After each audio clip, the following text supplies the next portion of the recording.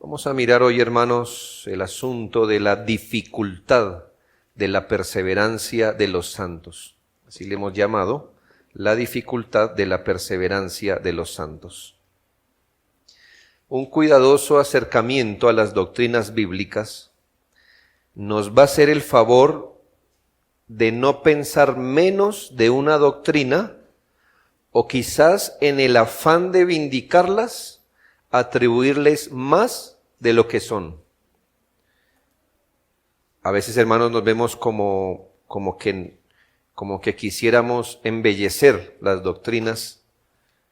Y, hermanos, las doctrinas bíblicas no pueden ser embellecidas más allá de lo que son. Y debemos evitar, hermanos, atribuirles más de lo que ellas dicen. Esto lo digo, hermanos, porque a la luz de algunos textos bíblicos, generalmente tomados de forma aislada, algunas personas han hecho este tipo de afirmaciones. Si su fe es fe real y es victoriosa, se demostrará en que cada vez usted experimenta menos pruebas o tentaciones. ¿Se han escuchado ese tipo de predicación, llamémosle triunfalista? Casi que hacen sentir culpable al creyente que experimenta una prueba o una tentación, porque todo es atribuido a su falta de fe. Está así por su falta de fe. Entonces, casi que lo opuesto es decir que si usted tuviera fe y esta fe fuera robusta, entonces usted irá por encima de pruebas y tentaciones, como dicen, como las águilas que vuelan por encima de las nubes. No sé si eso es verdad. Que ellas se remontan por encima de las nubes. Eso está por verse. Pero eso es lo que le dicen a usted. Entonces cualquier viento no le pega a usted. Se va bien. Que su fe robusta se evidenciará en la medida en que las cosas ya no le afecten y el diablo se aleje permanentemente de usted.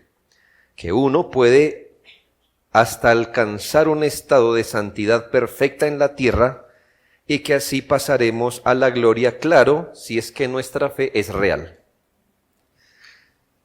Pero la doctrina de la perseverancia final de los creyentes en la gracia hasta que lleguen a la gloria, no solo dice que la fe real es consistente con experimentar grandes pruebas y tentaciones, sino que esta doctrina nos dice que la fe real es hasta consistente con experimentar penosas debilidades, quebrantos, tentaciones y caídas.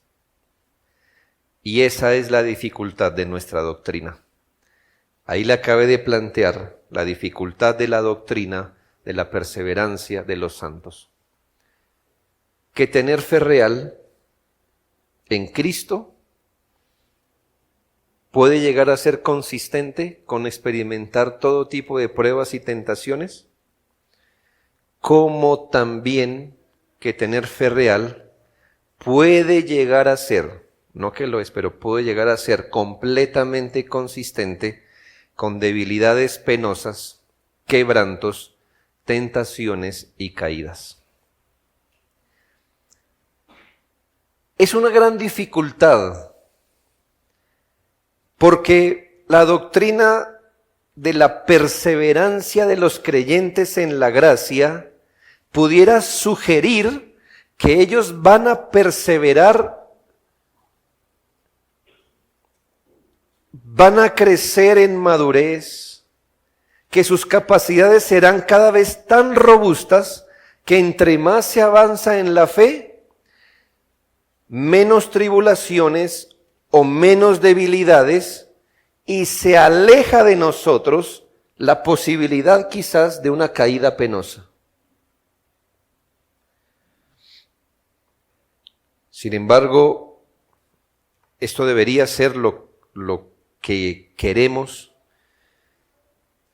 pero si usted está madurando en el Señor, lo que parece más bien es que la madurez nos concede una visión más real de nosotros, de cuán débiles nosotros realmente somos. Y que si usted con poca fe creía que estaba lejos de un día caer, la madurez lo que usted le concede es la capacidad de ver cuán cerca estamos de caer.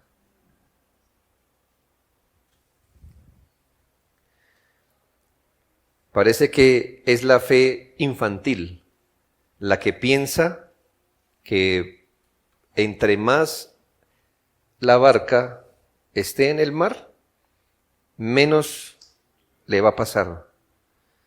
La fe más robusta es la que todos los días clama, ayúdanos, Señor, o perecemos. La perseverancia final de los creyentes en la fe enfrenta el asunto dificultoso. ¿De qué? De creyentes experimentando toda clase de pruebas, tribulaciones, tentaciones, zarandeos, como cuando Dios le concede permiso al diablo de sacudirnos y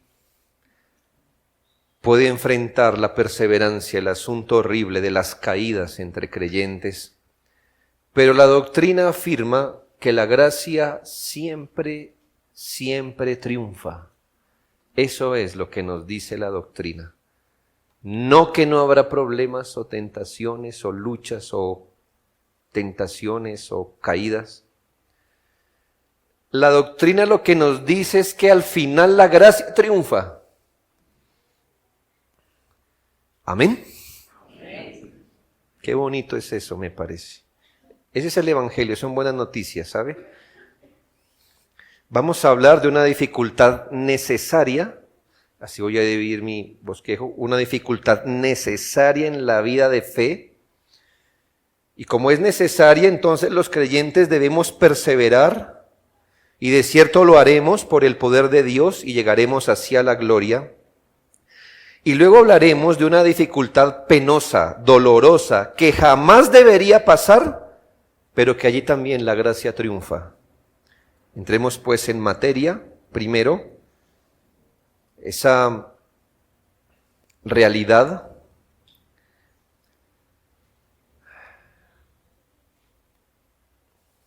esa dificultad necesaria, y es la realidad de las pruebas, tentaciones y zarandeos. Le estoy hablando de una realidad necesaria. No es opcional, hermanos.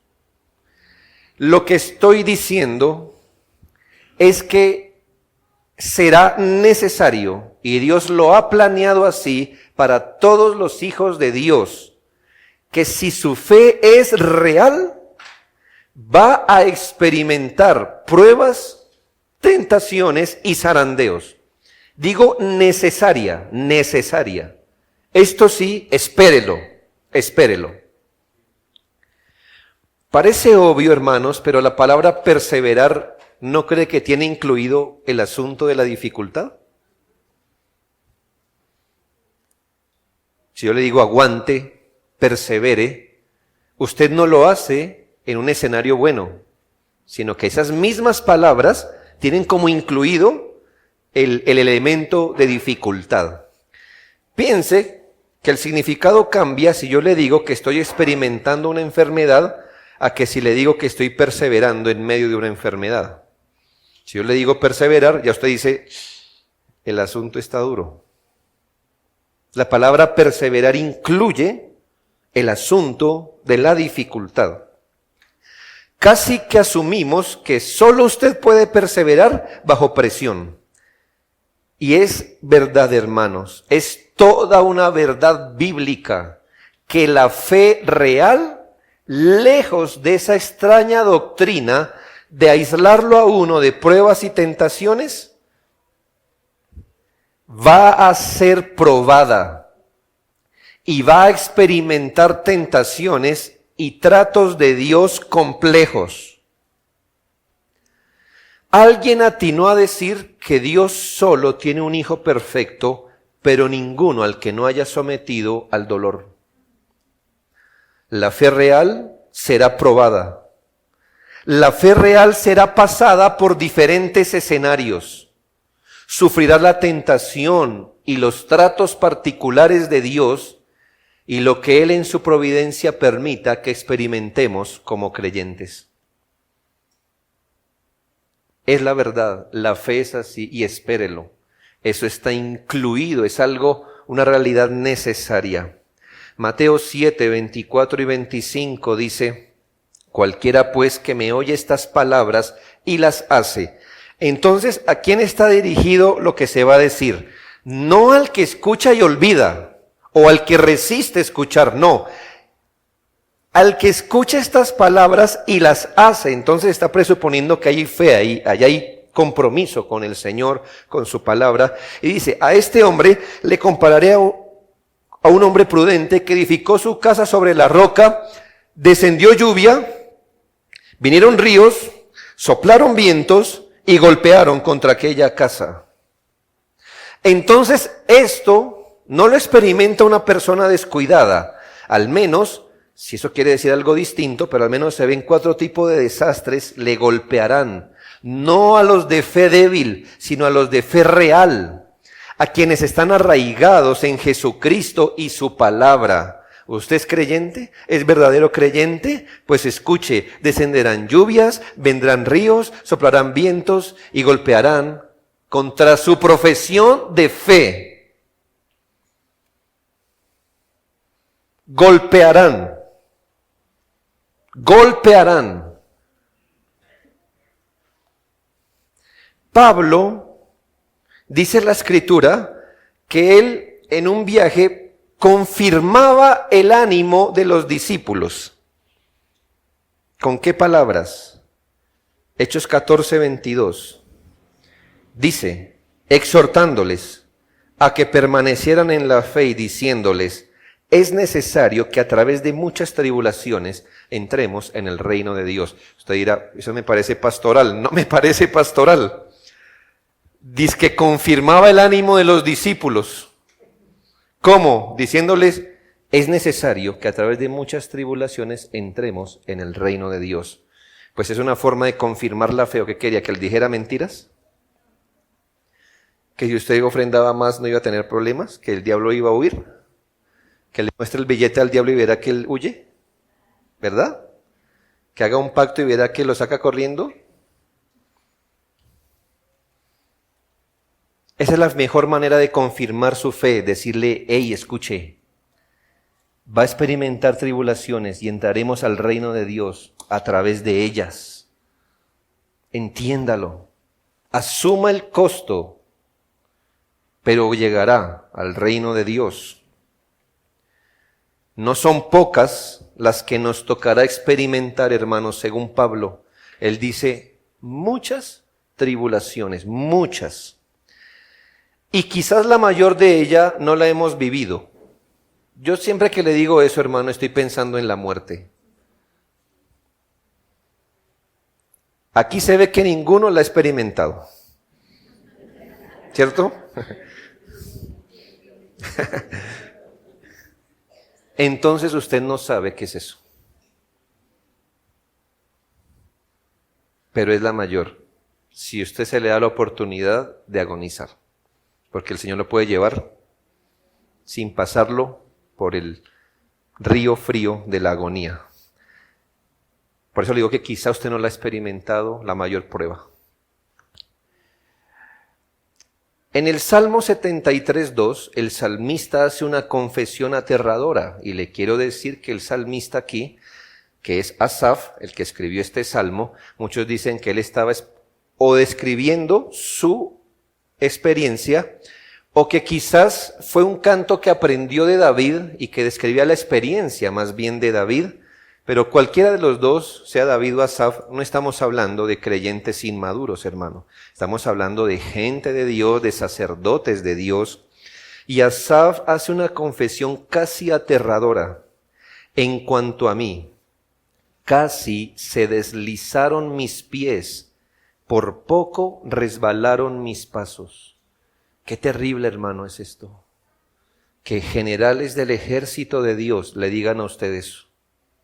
generales, hermano, generales, no soldado raso, generales.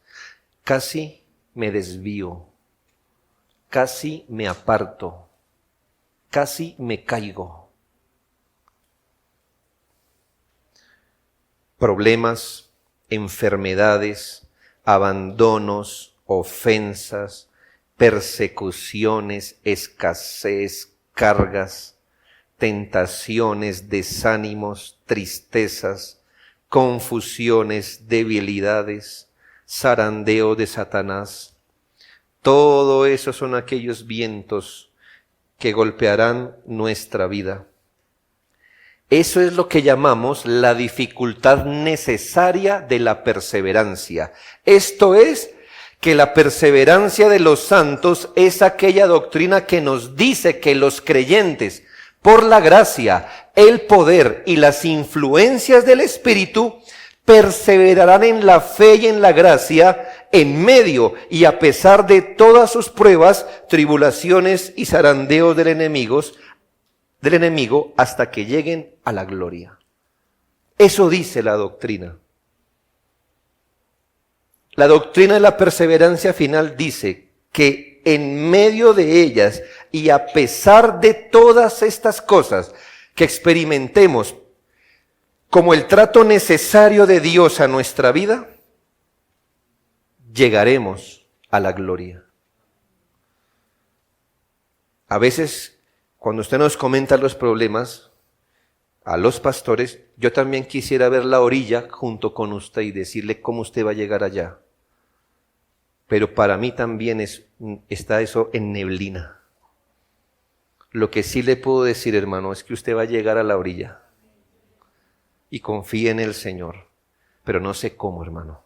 Si con el barco armado o agarrado de una tabla. No sé, hermano, no sé. Si usted va a terminar completo, con toda su familia o sin ella, no sé.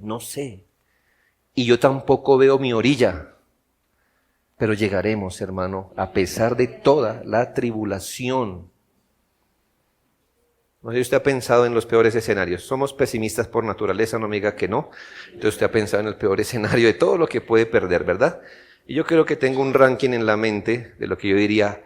En esto, hermanos, yo sí se los he advertido a ustedes, hermanos, ahí sí usted me desconocería, digo yo. El día que Dios me quite a mi esposa, si ella se va primero.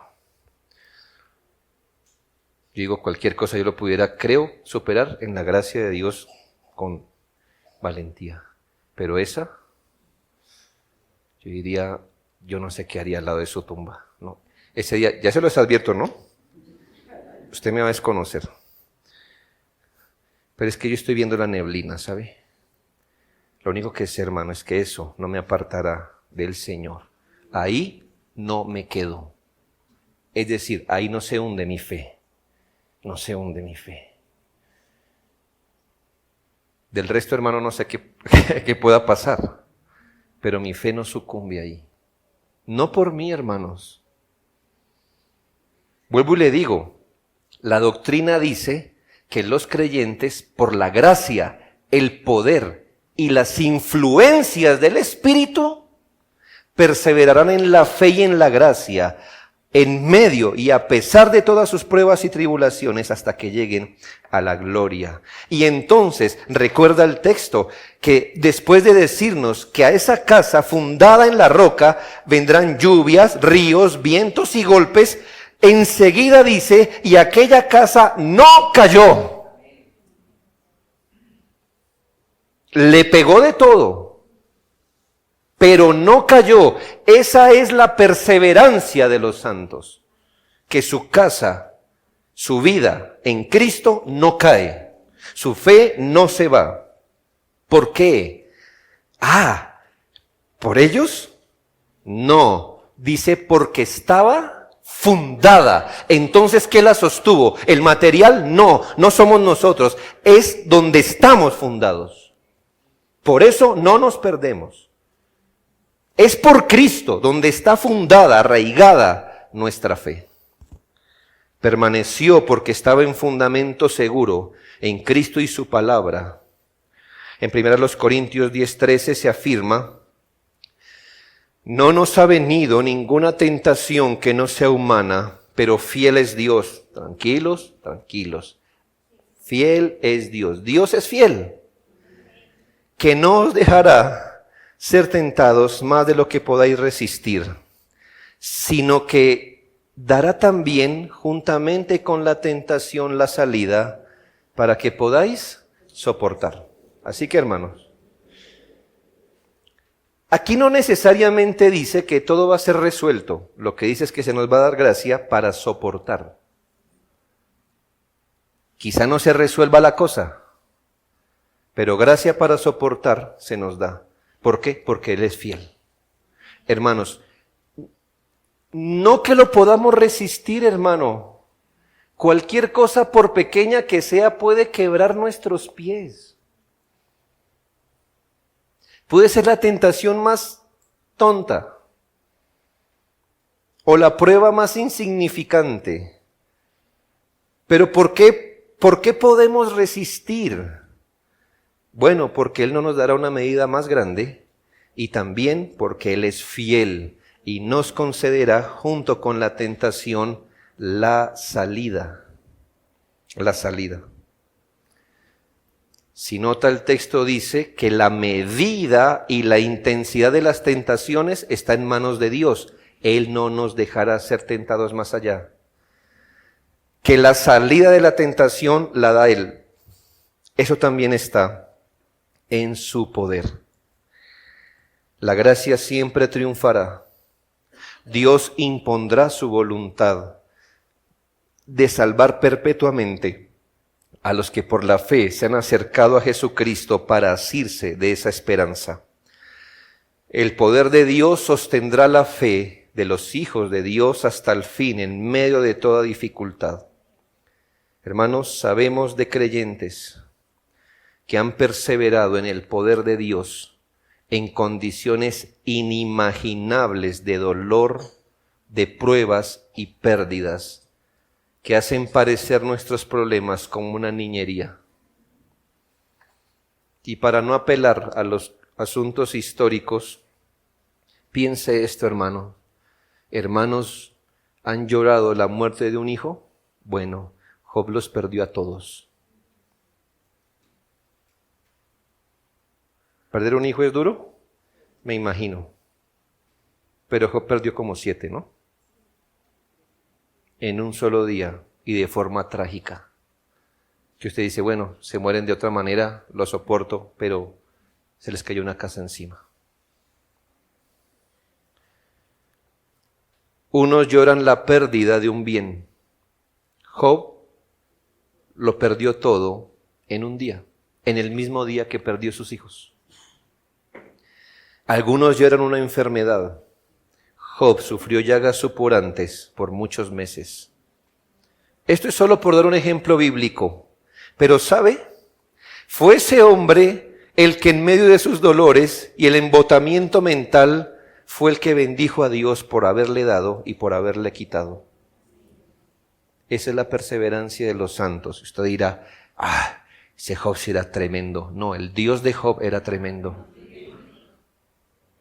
Porque, hermanos, muchos de aquí, por una gripa, se van al piso y no han vuelto a un culto ni a la oración. Por el frío. Imagínenselo con llagas supurantes. Tipo se mata. No, pero no es Job. Es el Dios de Job. Uno es débil, hermano. Uno es débil. Esta es la realidad necesaria. Necesario, hermano. ¿Qué dijo Pablo? Es necesario que a través de muchas tribulaciones entremos en el reino de Dios. Así que cuando usted dice, pastor, le cuento una que ni se imagina, que estoy probado. Y el agua moja, ¿verdad? No queremos ser insensibles. Solo que, tranquilo hermano, no os sorprendáis del fuego que os ha sobrevenido como si alguna cosa extraña os aconteciese. ¿Por qué? Porque estos mismos padecimientos se van cumpliendo en su pueblo en toda parte del mundo. Pregunte por cualquier iglesia local y ahí hay un hermano o hermanos enfermos, luchando con hijos, luchando con escasez, luchando con esposos, esposas, situaciones de trabajo, asuntos complicados, hermano, complicados. Que a veces yo digo, ay, el Señor nos ha tratado también aquí en Suba, hermanos. Nos sufrimos de esas cosas que yo digo, eso sería muy duro pasar. Pero hermanos, por el poder de Dios. Bien, lo segundo es la realidad penosa. Escuche, no le dije necesaria como la primera. Aquí le voy a hablar de una realidad penosa, la realidad de las penosas caídas o desvíos temporales de los creyentes. En esto, hermano, yo ruego que me escuche bien porque no quiero que ninguna frase sea usada por Satanás para ganar ventaja. Y en esto debemos hablar con temor y dolor, porque nos situamos ante uno de esos asuntos penosos, vergonzosos y lacerantes de la profesión de fe de algunos. En lo primero le dije todos. Aquí le hablo de asuntos vergonzosos de la profesión de fe de algunos, pero que será siempre posible para todos. ¿Sí me hago entender? No necesario para todos, pero siempre posible para todos. Y aunque muchos creyentes nunca experimenten eso, deberíamos vivir con la consigna de jamás decir de esa agua no beberé. Eso en un versículo bíblico dice más bien, porque el que piensa estar firme, mire que no caiga. No hablamos de esta realidad penosa como hablaríamos de una enfermedad, porque una enfermedad, aunque es dolorosa y costosa, aún así no compromete por necesidad el asunto moral o espiritual. Usted puede estar o permanecer enfermo y ser un buen creyente.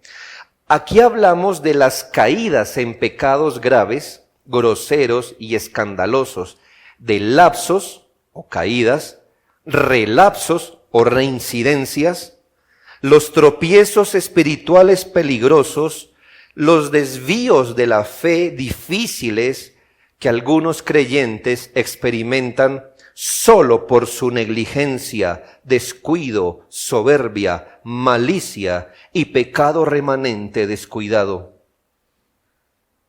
Pero siendo que solo algunos creyentes negligentes lo experimentan, hermanos, insisto, es una condición siempre posible para todos los que andamos en esta tierra.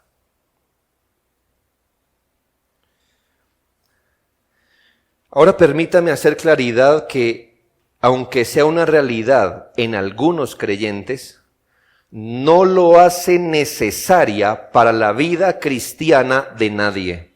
Cuidado, hermanos, con razonar que todos, para que apreciemos la gracia y la bondad de Dios, debemos caer en tales conductas. Algo así como, yo necesito ser más fortalecido, necesito una caída en la fe. O hermano, espere que caiga y cuando se restaure va a ver cómo. No, hermanos. No es verdad. Creyentes han pasado su vida entre pruebas, tentaciones, zarandeos, pero no han caído en pecados groseros ni en desviaciones peligrosas. Y espero que usted sea uno de ellos. Que sea una realidad no significa que todos la debamos esperar. Ni siquiera que aquí lo estamos recomendando, ni estamos empujando a alguien que está en Cristo diciéndole, tranquilo hermano, usted puede caer en todo eso. Al fin será salvo. O sea, se lo recomiendo, tranquilo. Tampoco queremos que piense que un creyente pudiera caer en tales cosas y ser restaurado, lo que significa que va a ser liberado de las consecuencias temporales de su caída. Cuidado. creemos lo primero. Si es un creyente que cae en un pecado grosero, él será restaurado, pero nunca equipare que la consecuencia también desaparecerá. Una cosa es que un creyente pudiera caer, ser restaurado, las consecuencias eternas de su pecado completamente borradas, pero que no vaya a experimentar las consecuencias eternas de su pecado, como nos pasa con todos, ¿verdad? No significa que no vaya a experimentar la consecuencia temporal de su desvío, caída, lapso o relapso. La dolorosa realidad es que existen creyentes que caen o se apartan temporalmente o se desvían en un curso de conducta impía, en un pensamiento, que tropezarán de manera peligrosa, claro, temporalmente, y lo harán ya sea por las tentaciones de Satanás, por las atracciones de este mundo, por el descuido de su pecado remanente, por su negligencia frente a los medios de gracia, ya sea por una de ellas, por algunas o por todas las que acabé de describir. Finalmente, hermanos, es por su propio pecado que esto pasa. Y para que ninguno razone que al final, si es un creyente, volverá a Dios y todo será color de rosa, lo que creemos en parte, salvo lo de color de rosa, le señalo que por esas caídas o reincidencias o desvíos, los creyentes, uno, caen en el desagrado de Dios.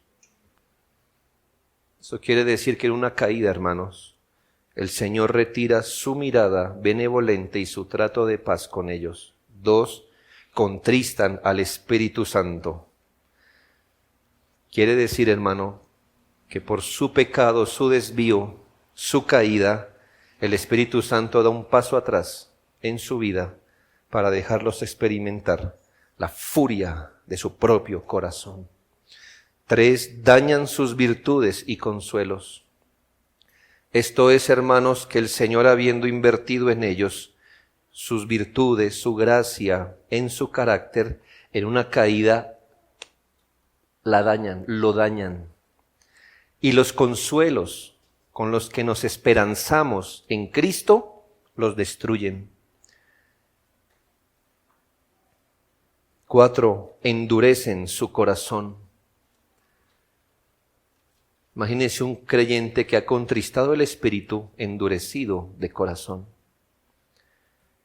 La dureza de corazón, valga la pena decir, es lo que propicia el que en una caída no solo se caiga en un pecado, sino de ahí en adelante en otros más. Hieren su conciencia también, lo que significa que además de su pecado, caída y consecuencias, ahora van a tener que lidiar con una conciencia manchada, difícil de recuperar. Otro, lastiman y escandalizan a otros. Esto es, hermano, que pueden poner tropiezo para que gente venga a Cristo, o hieren profundamente el corazón del pueblo de Dios. Y último, se acarrean juicios temporales, enfermedades, escasez, pérdidas y hasta la muerte. Todo esto lo saqué de nuestra confesión de fe. Usted puede ir allá y mirar los textos. Solo quería adelantarme a la objeción de que he caído en pecado grave, Dios me restaurará, todo será color de rosa. Bueno, confiamos que Dios lo restaure y oramos para eso, pero color de rosa, nada es. Creyentes que han caído, han sido inutilizados definitivamente para grandes ministerios. Gente, hermano, que pudo haber sido algo en Cristo. El Señor dice, no, en otra posición, aquí nunca más. Hermanos, imagínense una caída a nivel de una familia. Familias resquebrajadas, condiciones sin remedio temporal, una reputación permanentemente manchada ante los hombres, temores en el alma, el aguijón de una desesperación, esa costra horrible en su personalidad, el tormento de haber podido evitar esto, más luchas por la devoción, más luchas por mantener pureza mental, vergüenza, enfermedades y muertes, etcétera, etcétera. Usted puede decidir y con ayuda de Dios controlar su pecado, pero jamás podrá decidir ni controlar las consecuencias. Jamás. Las consecuencias del pecado tienen vida propia y son un monstruo que solo se puede soportar porque acabar con ellos es solo si Dios quiere, y eso es más bien raro, que Dios quiera quitar la consecuencia. Si se la quitó usted, hermano, 1 entre 1000. Pero generalmente, hermano, Dios se la dejó y se la dejó a sus mejores hombres para que aprendieran a no temer. Piense, aun si usted es un hombre de canas, no piense que si lleva 20, 30 años, usted ya pasó la prueba. ¿Cuándo pecó Salomón? ¿Cuándo jovencito? No, dice la Biblia que cuando era viejo, las mujeres inclinaron su corazón a la idolatría. Imagínese usted ver ese cuadro, el hombre más sabio, el que enriqueció a muchos, un hombre piadoso, hincado ante un ídolo. Las consecuencias, estamos hablando de eso hoy. ¿Lo nota? Dios le puede perdonar. De hecho, esperamos que así sea al que cae. Pero las consecuencias usted no las controla. Piense cuánto va a luchar luego mentalmente por sus devociones. Ya tener devociones es difícil, ¿no cree? Ahora métale la consecuencia pecaminosa de una caída por negligencia, de un desvío. Pero ¿qué afirma la doctrina de la perseverancia de los santos en la fe y gracia? Bueno, que por la gracia, la misericordia, la bondad, el amor, la fidelidad, el poder y las promesas de Dios, los creyentes que caen o se desvían, solo lo harán temporalmente y no definitivamente, y que renovarán su arrepentimiento y que perseverarán hasta el fin. Porque no dejará para siempre Jehová caído al justo. Porque si 7 veces cae el justo, 7 veces Jehová lo levanta. Este llegará a la gloria, descalabrado, cosido, amputado, pero llegará a la gloria por el poder, la gracia, la fuerza, la fidelidad, las promesas de Dios sobre sus hijos. No por la persona, sino porque Dios, que es rico en misericordia, obrando en conformidad con el propósito de elección, nunca apartará totalmente el Espíritu Santo de los suyos, incluso en las caídas más lamentables, ni los deja recaer hasta el punto de que pierdan la gracia de la aceptación o la justificación, ni los dejará que pequen para muerte o que pequen contra el Espíritu Santo y se precipiten a sí mismos a la condenación eterna. Todo esto por gracia, hermanos, que Dios no deja que la luz en ese corazón se sofoque completamente.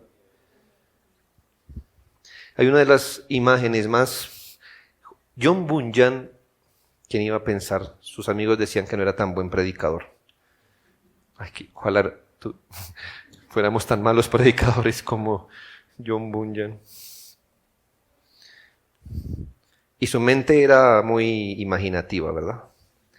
Y el progreso del peregrino no es para niños, ya lo sabe, ¿verdad? ¿O ya lo entendió usted, adulto? ¿No? ¿Qué iba a pensar que un niño lo va a entender? Eso es muy complejo. ¿Sabe qué hizo John Bunyan? Un libro de vida cristiana hecho una novela, pero vida cristiana profunda. Entendimientos profundos del alma. Que yo a veces, hermano, no entiendo muchas cosas y tengo que volver a leer y volver a leer porque no entiendo. Pero, hermanos, hay una alegoría muy hermosa. El diablo, una pared con fuego, como una analogía del alma y la devoción, que es como el fuego, y Satanás botando baldes de agua para apagar el fuego. Pero del otro lado del muro está el Espíritu Santo vertiendo aceite para que la llama no se apague. Qué hermoso es eso, hermanos. Al final, hermanos, piense cuánto pudo correr de lejos David con su pecado, o Pedro con su pecado. Cuán lejos pudo haber corrido Salomón con su pecado. Es una vergüenza. Son hombres de Dios. Hombres que Dios usó.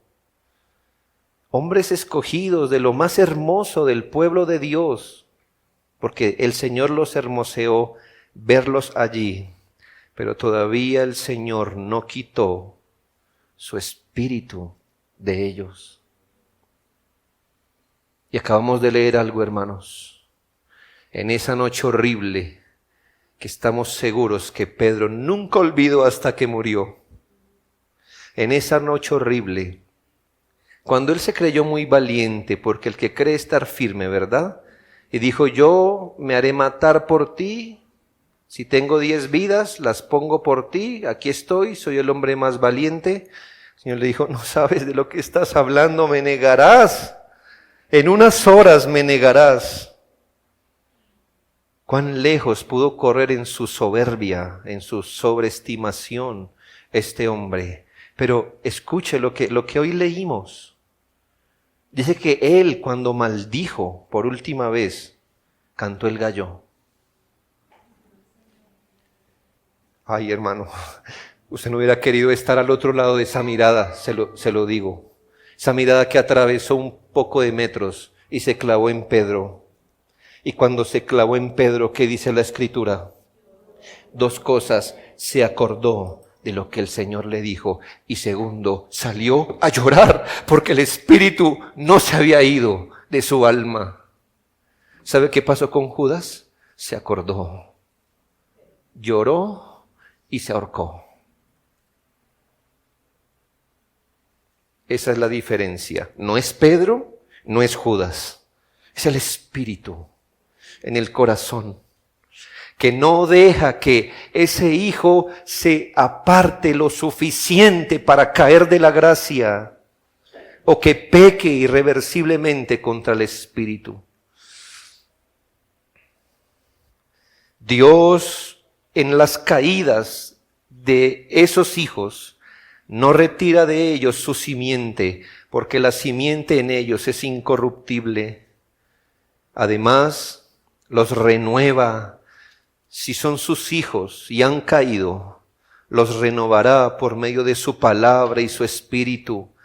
Irá tras su alma, los convertirá, los contristará en su corazón según su voluntad por los pecados cometidos, haciendo que ellos deseen un corazón quebrantado y obtengan un corazón quebrantado por medio de la fe y el perdón en la sangre de Cristo, y sean reconciliados otra vez con el Señor, y ahora adoren su misericordia más y más, y que se ocupen con más temor y temblor de su salvación.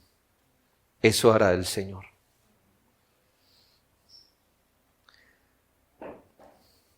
¿Por qué ellos son objeto de esto? No porque tengan más sensibilidad, no porque tengan más fuerza, sino por la misericordia gratuita de Dios, de tal manera que Dios no los deja abandonar completamente la fe ni caer de la gracia, ni los dejará caídos hasta que mueran. Lo cual, hermanos, no solo podría ocurrir, sino que realmente ocurriría si dependiera de ellos.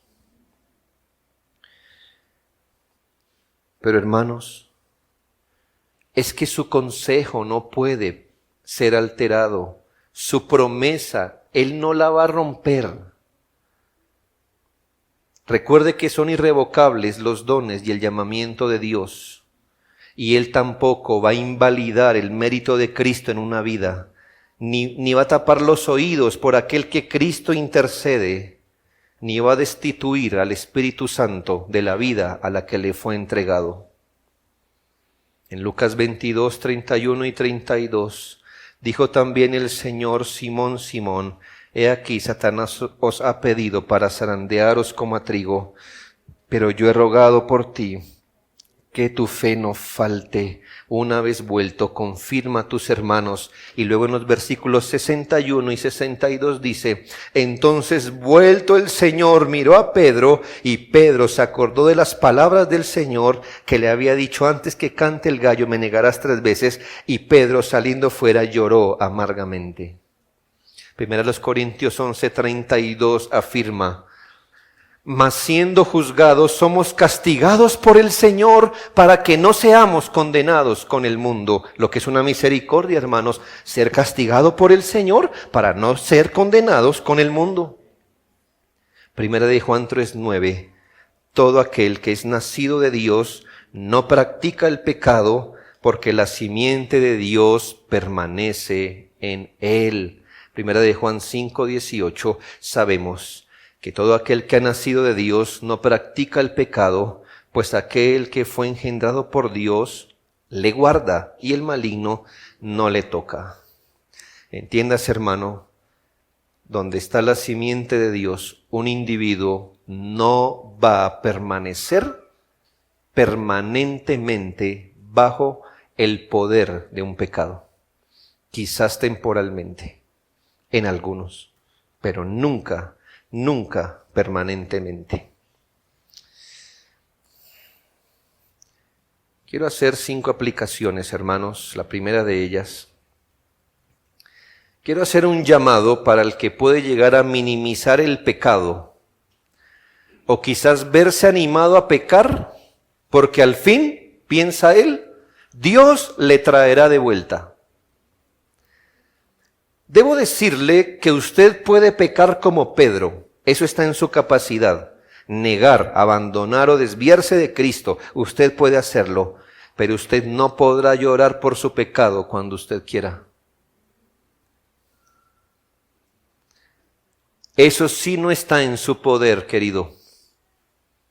Usted podrá adulterar con facilidad, con la facilidad de David, pero no experimentar en su alma el Salmo 51 como él lo hizo.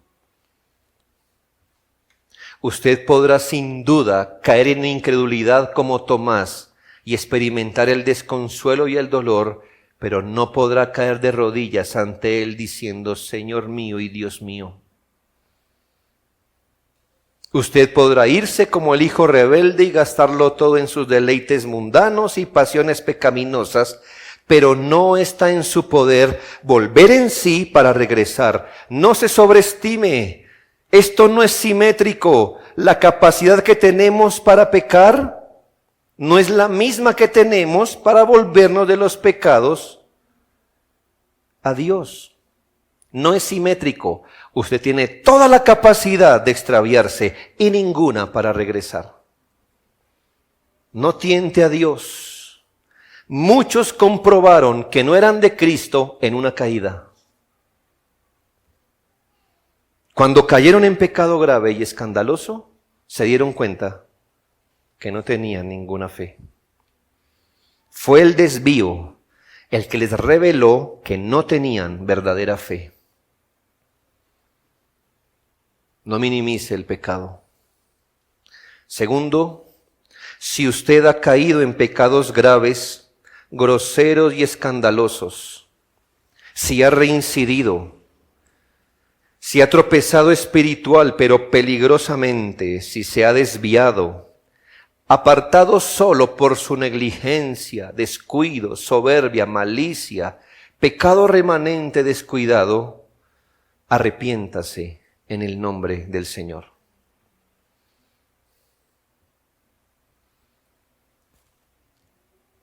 Exactamente lo mismo.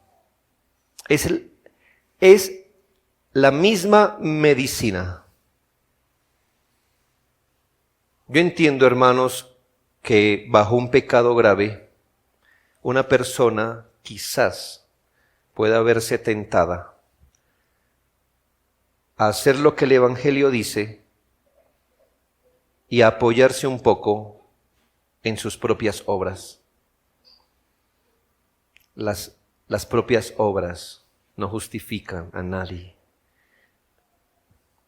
Usted viene a Cristo, viene como un pecador que ha caído, viene arrepentido y sin excusa, y viene a abrazarse a la gracia gratuita de Dios para el perdón de los pecados.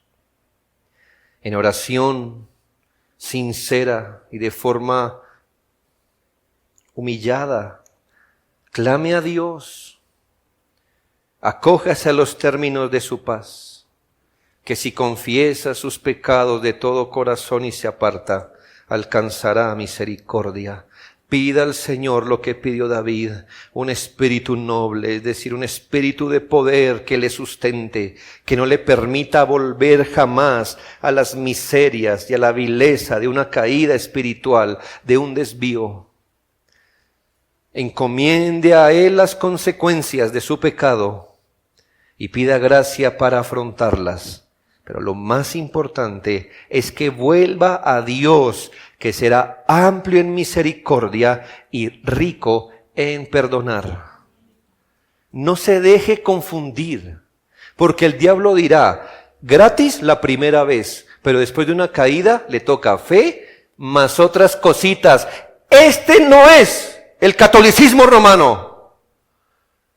Todavía es por gracia para el que cayó en pecado grosero. Todavía es por fe, todavía es por gracia, todavía es por Cristo, sin méritos. Sin méritos. En las consecuencias de esas hablamos después. Porque si pecó contra una iglesia, le toca rehacer el camino, o una familia, o una empresa, o lo que sea. Pero lo primero es lo primero, venga a Cristo. Venga a Cristo de nuevo. Tercero, cuídese de las maniobras evasivas de la carne. En su estado caído, atienda por favor a que su corazón no le engañe y lo distraiga en pensamientos como: he caído en pecado grave. ¿Seré yo un elegido?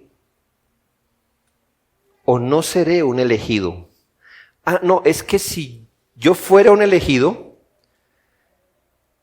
pues me arrepiento, vuelvo al Señor porque tengo la esperanza de ser restaurado. Porque si soy un elegido, conmigo aplica la perseverancia de los santos. Pero si no soy elegido, ¿para qué me arrepiento? Pensamientos vanos los suyos. antes de pensar en si es un elegido, cosa que Dios no se lo dijo a nadie, que no es nada más que una maniobra evasiva de su pecado, usted debería estar pensando es cómo se arrepiente, no si son un elegido. Arrepiéntase. No se deje embolatar de la carne de pensar en los misterios de Dios. ¿Ha pecado? ¿Ha caído? La Biblia no dice, si alguno ha pecado, si alguno ha caído, averigüe si es un elegido. No, si alguno ha caído, arrepiéntase, confiese su pecado, venga al Señor.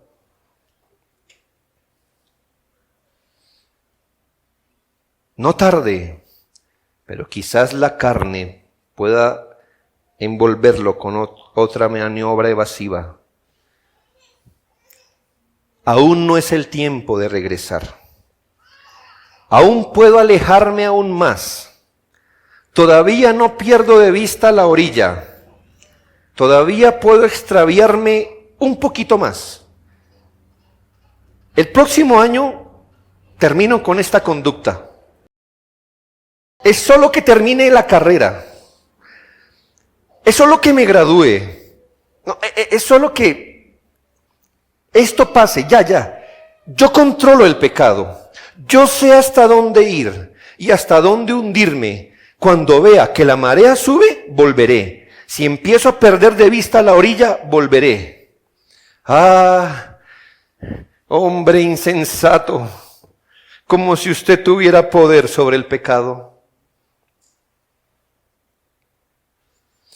Cuán falto de razón, conocimiento bíblico del pecado y de la santidad de Dios tiene usted. Usted es una de las personas más engañadas por el pecado, si así piensa. En lugar de meditar cuánto puede arrimarse al pecado y al mundo y aún seguir sintiéndose cristiano, ¿por qué no más bien huye a los valles más amplios de la gracia y haya ayuda, fortaleza y sensatez? Cuarto, como cristiano, ¿ha caído en pecado escandaloso y cree que fue restaurado a la gracia? Yo le pregunto, ¿por qué cree que fue restaurado a la gracia? ¿Porque ya no volvió a pecar de esa manera? ¿Porque lloró sobre lo que hizo? Más bien, yo le preguntaría si observa usted señales de verdadero arrepentimiento. Si en usted hay verdadera gracia que ama la justicia y aborrece no esa maldad, sino toda maldad. Si su apego por Cristo es aún mayor que antes, si su temor es más grande, si su desconfianza en usted es más férrea. Yo más bien le preguntaría, cristiano que ha caído en pecado escandaloso y cree que fue restaurado a la gracia, ¿tiene usted ahora más vigor espiritual, una mayor ocupación de su salvación y más escrúpulo en su santidad? Si es así, caiga de rodillas y de gracias a Dios, de gloria a Dios, exalte la gracia divina, porque su historia pudo terminar en ese desvío, pero fue mirado en gracia, fue traído a los pies del Señor nuevamente. Ahora aproveche los vientos de la gracia para irse más lejos de la orilla del pecado, para adentrarse al mar de la vida de piedad, lejos de las rocas del pecado y de la orilla de la muerte. Finalmente, hermanos, para todos, queridos creyentes, ¿ha estado su fe probada, tratada, zarandeada? ¿Está experimentando el rigor de las tentaciones, presiones del mundo y del diablo? ¿Ha experimentado tragedias, bancarrotas, pérdidas complejas, enfermedades irreversibles y asuntos penosos? Si la palabra de Dios no falla, y no lo hace, usted será guardado en la gracia, en la fe. Ninguna prueba o tentación o trato lo apartará del amor que viene de Dios. Usted debe levantarse del polvo de esa tristeza o de esa desesperanza, porque usted tiene esperanza en Dios. Él le sostendrá. Él ha empeñado su nombre y ama vindicar la obra de su Hijo en los elegidos. Él no solo le ha dado la gracia del nuevo nacimiento, de la conversión, Él también le dará la gracia de la perseverancia. La gracia una vez triunfó en usted. La gracia triunfa cada día en usted. La gracia triunfará con usted al final. Cristo es el Salvador verdadero y eficaz, y hemos confiado en Él. ¿Quién podrá entonces separarnos de Él? Nadie. Oremos con gratitud a nuestro bendito Señor.